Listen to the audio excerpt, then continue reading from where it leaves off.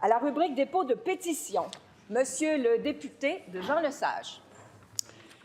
Merci, Madame la Présidente. Je dépose l'extrait d'une pétition adressée à l'Assemblée nationale signée par 3218 pétitionnaires, désignation citoyens et citoyennes du Québec. Les faits invoqués sont les suivants. Considérant que la non-ouverture du programme de musique-études symphoniques de l'école secondaire La Camaradière pour les élèves de secondaire 1 a été annoncée, considérant que la fermeture de ce groupe entraînera des conséquences pour les élèves et enseignants pour les 5 prochaines années, considérant que ce programme a reçu de nombreuses distinctions, notamment le premier prix avec mention or au Festival des harmonies et orchestres symphoniques du Québec 2024,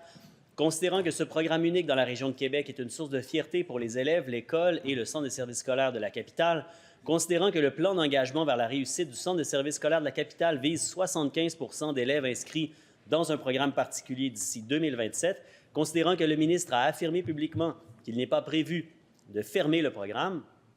considérant que les actions allant à l'encontre de la pérennité du programme ont été prises,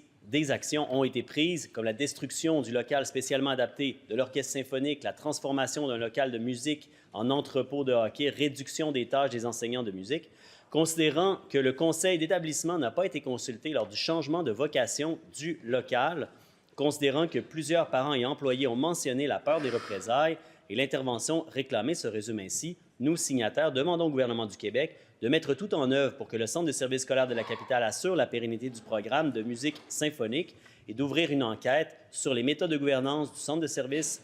scolaires de la capitale et de l'école secondaire La Camaradière. Je certifie que cet extrait est conforme à l'original de la pétition. Et cet extrait de pétition est déposé.